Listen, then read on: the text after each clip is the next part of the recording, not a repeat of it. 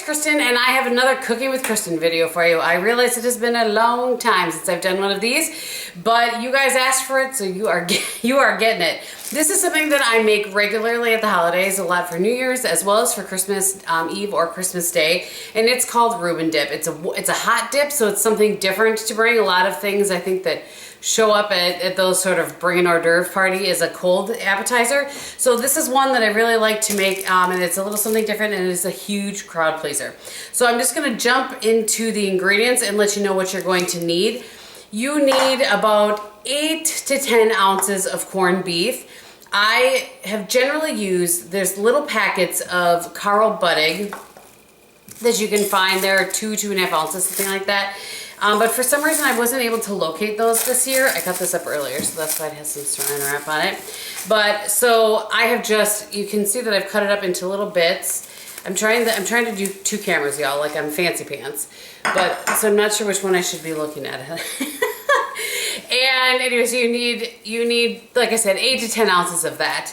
And then you need 1 block of cream cheese. You need a cup of sour cream, which is 8 ounces. And then you're gonna need 8 ounces of sauerkraut. So this is a 16-ounce container, so that's why I have my scale out here so that I can just get 8 ounces down in there. The recipe actually originally was something that my Aunt Lois made, and hers called for a can of it. But I am not a sauerkraut lover. I like it in Rueben Dip, but I don't like it on a brat or something like that. But my husband swears by this. He says that the sauerkraut in a jar is so much better, and he likes sauerkraut, than the one in a can, so that's why I use this one.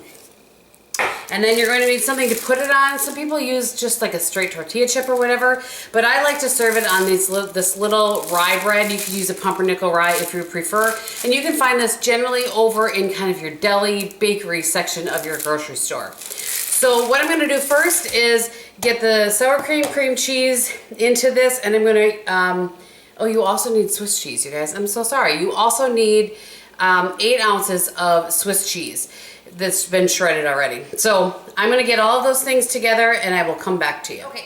So what I've done now, and I've just put this in like a bag. This is a, I don't know, Pampered Chef little thing, whatever.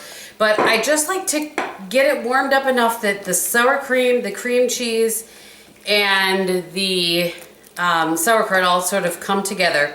Because what I'm going to do is I'm going to put this in, I have a baby crock pot here, so I'm going to put it in the base of this.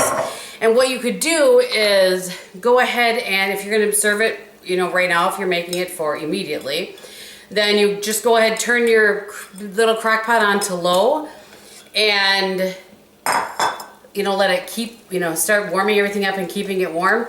But and you could even put all of the ingredients in there and let it just warm up and stir it as it goes. I just feel like it works a little bit better to mix everything together ahead of time.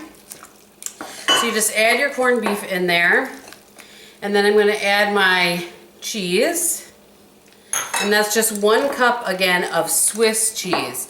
If you don't like Swiss cheese, you certainly could change out for maybe provolone or something, but you know, the traditional Rueben would have Swiss cheese in it. And you just mix that all together. That's it, you guys. That's all there is to it.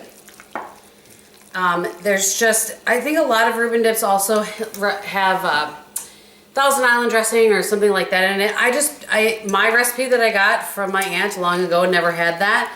And so I don't ever do that with mine.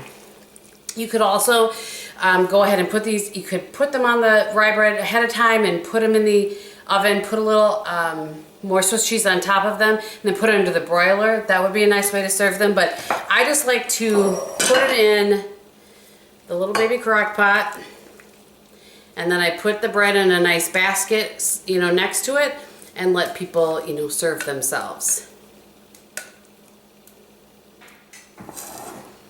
And there you go, my friends, Rueben Dip. So I hope that was helpful for you guys. I hope that you had enjoyed it.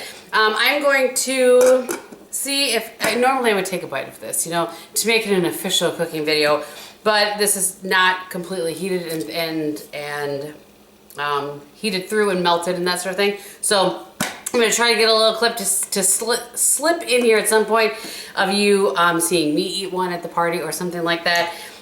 But if not, trust me when I tell you it's good, whether I take a bite of it right now or not. So thank you guys so much for watching. I hope you enjoyed it. I will list the recipe below for you, and we will see you in the next one. Bye.